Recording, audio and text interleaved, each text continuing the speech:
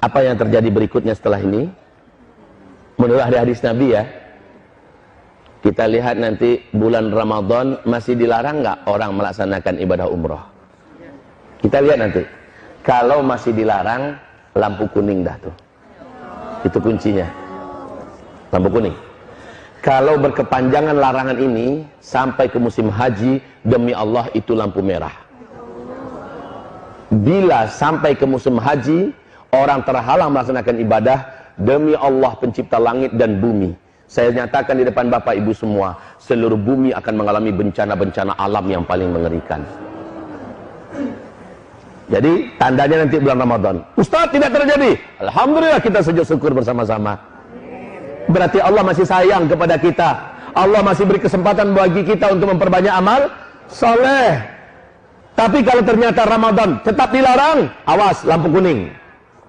Kalau sampai larangan ini berlaku sampai haji, maka hadis Nabi jadi terwujud. Akan ada tahun di mana umatku terhalang melaksanakan ibadah haji dan umrah. Jika demikian, inilah zamannya kita akan menyaksikan bencana-bencana alam yang paling mengerikan serentak di seluruh dunia. Tahu nak Bapak Ibu? Penstabil bumi ini adalah tanah haram. Poros bumi ini ke Sidratul Muntaha adalah Ka'bah. Penyeimbang bumi ini adalah orang-orang tawaf di sekitar Masjidil Haram. Hawa dosa, kegelapan maksiat yang dihasilkan oleh para pelaku-pelaku dosa dari orang kafir, orang musyrik, orang munafik, orang zalim, orang fasik, orang mujrim, dan seluruh orang ateis segala macamnya, itu mengeluarkan hawa hitam yang membuat bumi mengutuk, yang membuat langit tidak menerima, yang membuat laut berdoa kepada Allah, izinkan kami ya Allah menjadi penyalur azabmu kepada makhluk-makhlukmu yang durhaka kepadamu.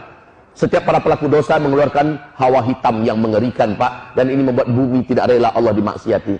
Bumi berdoa kepada Allah, yang membuat laut tidak rela Allah dimaksiati. Laut berdoa pada Allah, minta izin kepada Allah agar Allah izinkan mereka mensunamikan bumi ini.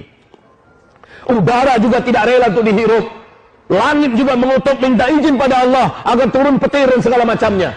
Ibarat Allah yang kami muliakan, selama ini Allah masih tahan-tahan, tapi ini akhir zaman, Allah tak akan tahan lagi. Nah, yang mampu menjinakkan bumi adalah selama orang masih tawaf di sekitar Ka'bah, selama orang masih umroh ke Masjidil Haram. Pahala di sana dikali lipatkan oleh Allah 100.000 kali lipat, supaya mampu mengimbangi hitamnya hawa dosa yang diciptakan oleh manusia-manusia yang jahat.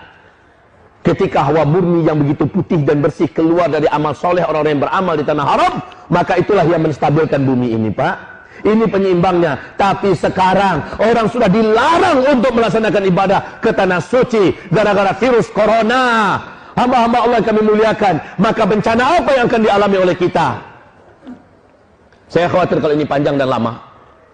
Kalau sempat sampai Ramadan, sudah lampu kuning, akan dimulai berbagai macam kegaduhan yang dahsyat dan bencana-bencana yang hebat.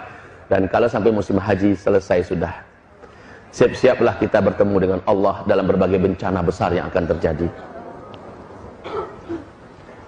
Perbanyak amal soleh deh sekarang. Kuatkan doa. Ya Allah, hentikan corona ya Allah. Selamatkan kami dari bencana ya Allah. Selamatkan iman kami ya Allah. Wahai Bapak Ibu yang kami muliakan. Dan kalau Allah hentikan, Allahur Rahman, Allahur Rahim, Allah yang maha menjaga dan memelihara kita. Tapi kalau masih berkepanjangan, inilah hadis Nabi yang jadi kenyataan. Dan di waktu yang bersamaan, kelangkaan pakan terjadi. Apa yang saya katakan tadi, kelaparan merata di mana-mana. Orang akan menjadi brutal dan membunuh demi makan, minum. Dan saat itu solusi bagi orang-orang yang beriman adalah, kata Rasulullah SAW, wahai Bapak Ibu, berarti tak lama lagi hantaman meteor menabrak bumi. Dan ini menimbulkan dukhon, tanda besar kiamat yang pertama. Sebelum itu terjadi, kata Rasulullah SAW, akan ada pertanda lagi.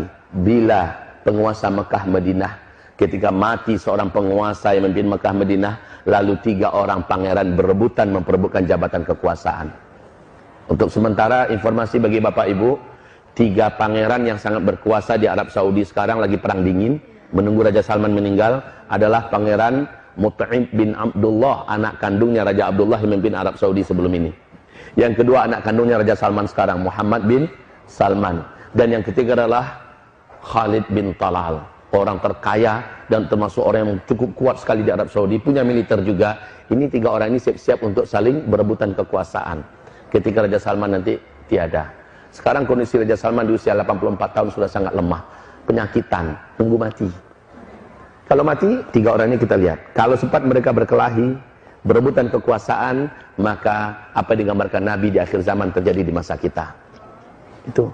Kemudian Rasulullah SAW mengatakan, bisa jadi coronanya berhenti, tapi gara-gara perang di kerajaan Arab Saudi, orang pun tetap dilarang masuk.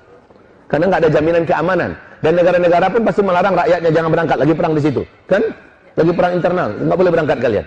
Ini juga bisa jadi. Jadi segalanya mungkin sangat besar terbuka peluangnya sekarang, wahai Bapak Ibu yang kami muliakan. Dan satu lagi kunci. Kalau di waktu yang sama, bersama dengan ini semua ya, di waktu yang sama terjadi nggak gempa-gempa di Mekah dan di Madinah? Itu kunci inti. Terjadi nggak gempa-gempa di Mekah dan di Madinah? Mungkin tidak gempa terjadi di Mekah dan Madinah. Mungkin. Kenapa? Bisa jawab? Jawabannya benar, Pak. Tapi kenapa? Bisa jawab tidak?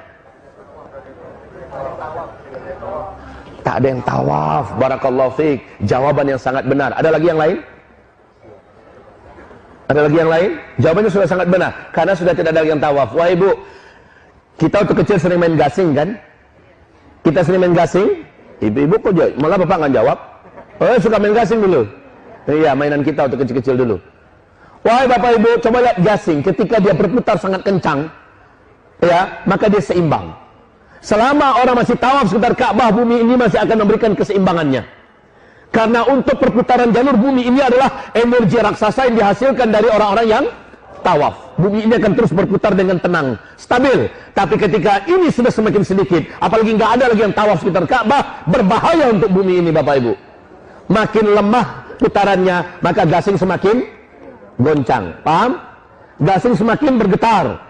Makin melemah, sebelum dia jatuh, dia akan semakin bergetar. Ini akan terjadi dengan bumi. Makanya saya katakan, kalau sampai berkepanjangan sampai haji, selesai sudah, bencana-bencana besar akan terjadi di seluruh muka bumi ini.